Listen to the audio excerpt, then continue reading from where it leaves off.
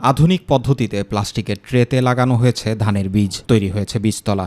শিশির থেকে চারা রক্ষায় বীজতলায় দেওয়া হয়েছে পলিথিনের ঢাকনা। সেখান থেকে তুলে রাইস প্ল্যান্টার মেশিনের মাধ্যমে চলছে চারা রোপণ। সমলয় নামের এই পদ্ধতিতে সরকারি কৃষি প্রণোদনার আওতায় নওগাঁর মহদেবপুর, ধামইরহাট ও পত্নীতলা উপজেলায় ১৫০ একর জমিতে শুরু হয়েছে বোরো ধানের আবাদ। ধান কাটা ও মাড়াইও হবে মেশিনে। সময়, শ্রম ও খরচ কম লাগায় খুশি কৃষক। বিগত দিনে যেভাবে আমরা ধান লাগাতাম, লাগানোর থেকে কর্তন করা পর্যন্ত প্রায় ১৫-১৬ হাজার টাকা খরচ পড়তো।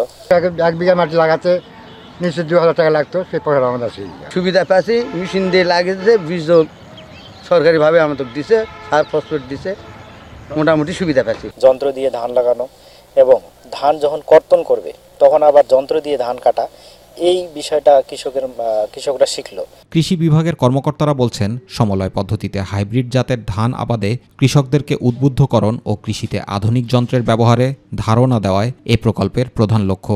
আগামী দিনের কৃষি হবে যন্ত্র নির্ভর কৃষি, আগামী দিনের কৃষি হবে খরপোশের কৃষি নয়, বাণিজ্যিক কৃষি।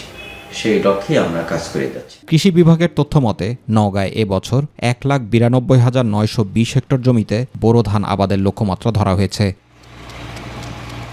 জুবাইর রহমান, মাই টিভি নিউজ।